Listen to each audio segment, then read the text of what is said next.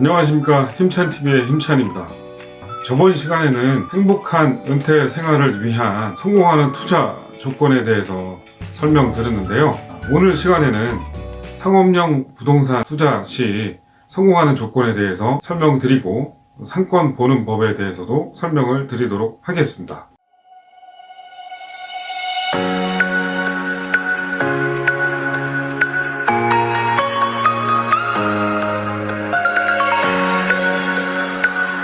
상업용 부동산 투자할 때 첫 번째는 항상 부동산은 지역입니다. 위치가 제일 중요하죠. 저번 시간에 설명드렸던 것처럼 3도심 7광역지역에 투자해도 좋고요.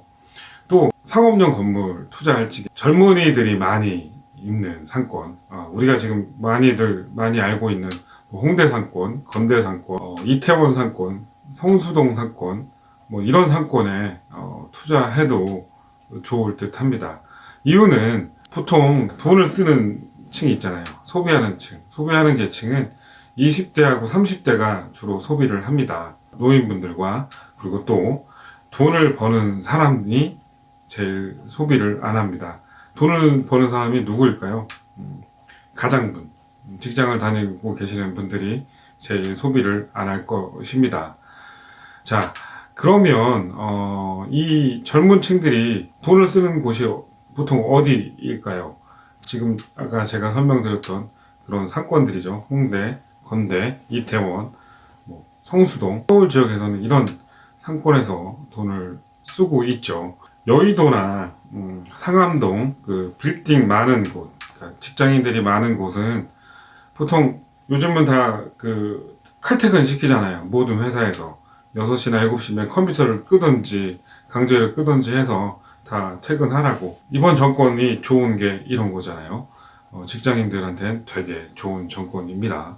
근무 시간도 줄여주고 임금도 그대로고 여러 가지 그 혜택들이 많죠. 직장인들한테는 너무나 좋은 시절이고 시대이고요. 하지만 이제 자영업자들은 정말로 죽어나가고 있죠. 정말로 힘들게 살고 있습니다. 오늘 그 얘기를 하려고 한 건 아니고요. 회사들이 많은 지역 같은 경우에는 정말 6시나 7시에 그 뒤에 있는 저녁 상권이 거의 다 없어졌다고 보시면 돼요. 여의도뿐만 아니라 상암동도 마찬가지고요. 예전에 이제 제가 회사 다닐 때만 해도 야근이 거의 맨날 있었기 때문에 9시, 10시에 끝나면 오히려 더 술을 더 많이 먹었던 것 같아요.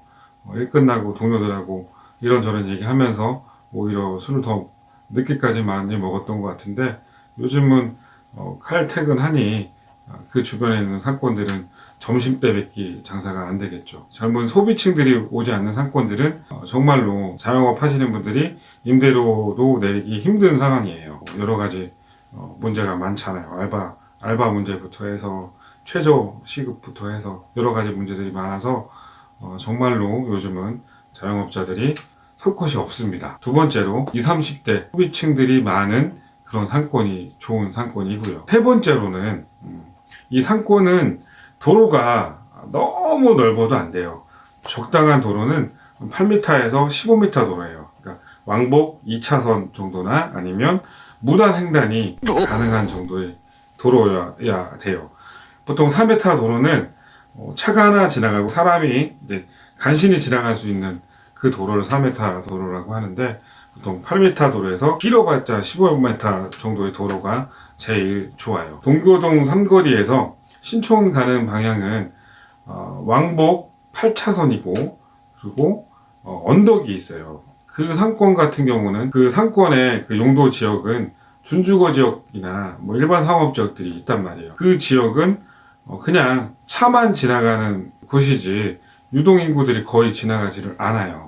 그래서 이제 그쪽에 있는 점포들은 거의 그냥 전시업종이나 아니면 오토바이 판매점이나 이런 것들만 들어와 있거든요. 그러니까 임대료를 많이 받을 수 있는 지역도 아니고 또 요즘 같은 불황에는 공실도 점점 생기고 있고요. 그래서 이런 상권은 공실이 많이 발생할 수 있는 상권이라고 보시면 되고요. 도로 폭이 상업용 부동산을 매입할 때 중요한 포인트가 됩니다. 네 번째로는 상권을 볼 적에 이제 블럭처럼 봐야 되는데 이 블럭이 초입 부분에서 이 끝이 보이거나 아니면 언덕길이나 내리막길이 없어야 돼요. 아까 설명드렸던 것처럼 언덕이고 도로까지 넓으면 거기는 그냥 차만 지나가는 도로라고 보시면 돼요. 물론 지금 설명드렸던 것처럼 예외는 있어요. 뭐 연남동의 동진시장이나 아니면 삼청동 라인 뭐 이런 데는 뭐 끝도 안 보이고요. 뭐 언덕이잖아요. 삼청동 라인은. 하지만 이런 특수한 상권을 제외하고서는 대부분의 보통 상권들은 블럭화처럼 봐야 되고 처음부터 끝이 보이고 언덕이나 내리막이 없어야 되는 상권이고요. 그런 위치에 상업용 건물을 선택을 하셔야 되고요. 다섯 번째는 역과의 거리가 가까워야 돼요.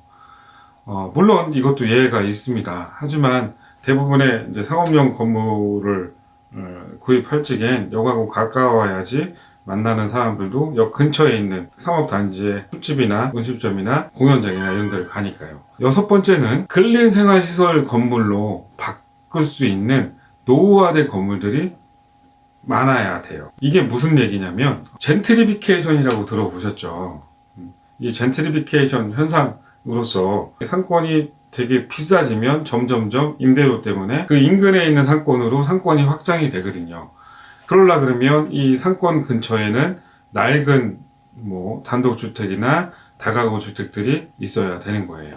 그래야지 점점점 그쪽으로 상권이 확장을 됨으로써 내가 투자한 그 물건까지도 임대료도 상상될 수가 있는 거고 유동인구도 많이 올 수가 있기 때문에 그렇습니다. 그런 건물을 샀는데도 나는 리모델링을 안 해도 그냥 갖고만 있어도 땅의 가치 지가는 상승이 되는 거고요. 하나의 예를 들면 홍대 3번 출구에 나오자마자 연트로파크라고 하는 그 공원이 있는데 저번 영상에 제가 설명드렸던 영상을 참고해 주시고요. 연트로파크 공원이 이제 공원화가 된 다음에 이쪽 그 3번 출구 인근에 있는 그쪽은 장사가 너무너무 잘 돼요. 그래서 이 장사가 잘 돼서 임대료도 올라가겠죠. 왜냐하면 지가가 올라가니까 임대료도 따라 올라갑니다.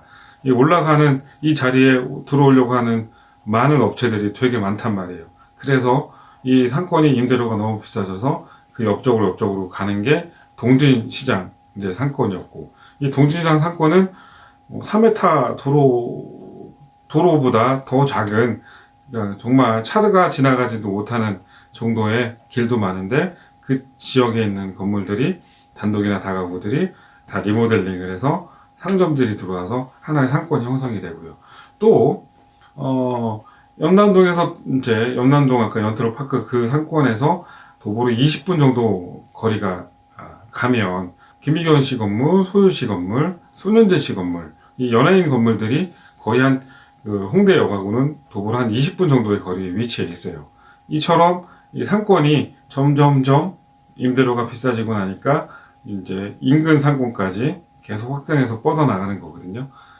이처럼 그 주변에 낡은 오래된 단독주택이나 다가구 주택들이 많이 있으면 이 상권은 점점점 커질 수 있는 하나의 요인이 되고 이런 쪽에 투자를 하셔도 됩니다. 일곱 번째는 그 주변에 큰 상권이 있어야 돼요. 홍대 상권을 보면 홍대라는 큰 상권이 있고 이 상권이 점점점 커지고 발전해지고 임대료도 점점점 비싸지고 하니까 그 주변 상권으로 계속 상권이 퍼지는 거잖아요. 그래서 이런 주변에 큰 상권이 있어야 되고요. 이제 마지막 여덟 번째는 이 상권에서 쇼핑도 돼야 되고 뭐 공연장이 있으면 공연도 봐야 되고 맛집도 있어야 되고 음주할 수 있는 곳도 있어야 돼요. 이렇게 상업지역 안에 모든 것들이 다 해결할 수 있어야지만 이 상권이 공실이 발생이 안 돼서 임대료를 받을 적에 지장이 없어요. 상가 건물을 투자하실 적에 설명드렸던 8가지 조건을 참고하셔서 투자를 하시면 실패를 안 하실 것입니다. 정리해드리면 첫 번째, 지역이 중요합니다. 3도시 7광역 지역이나 아니면 홍대나 건대나 이태원이나 성수동이나 이런 상권, 젊은 층들이 많이 모이는 상권. 두 번째로는 아까 전에 30대 소비층인 젊은 층들이 많이 올 수 있는 그런 곳이고요. 셋째로는 도로의 폭이 8m에서 15m 안까지는 들어와야 되고요. 네 번째로는 상권을 볼 적에 블록화처럼 봐야 되는데 이 초입과 끝이 볼 수 있는 상권이냐 아니면 볼 수 있는 상권이 좋고 언덕이나 내리막길이 없는 상권이 좋고요. 다섯 번째는 역과의 거리가 가까워서 사람들이 만나기 좋은 장소가 좋은 거고요. 여섯 번째로는 근린 생활 시설로 바꿀 수 있는 낡은 단독이나 다가구 주택들이 많이 있는 곳이 좋습니다. 상권이 확장되기 때문에 추후 개발할 수 있는 곳들이 많아야 된다는 얘기고요. 일곱 번째로는 주변에 큰 상권이 있어줘야지 그 상권의 확장으로 인해서 인근 상권까지 또 상권이 발전된다는 얘기를 드렸고요. 여덟 번째는 한 곳에서 모든 게 가능해야 된다는 얘기예요. 쇼핑도 가능해야 되고 공연도 봐야 되고 맛집도 있어야 되고요. 음주 가무도 해결될 수 있는 상권 8가지 조건을 갖춘 건물이라고 하면 투자하셔도 좋습니다. 자, 오늘 설명은 여기까지 마치도록 하고요. 다음 시간에 더 알찬 내용으로 찾아뵙도록 하겠습니다. 고맙습니다.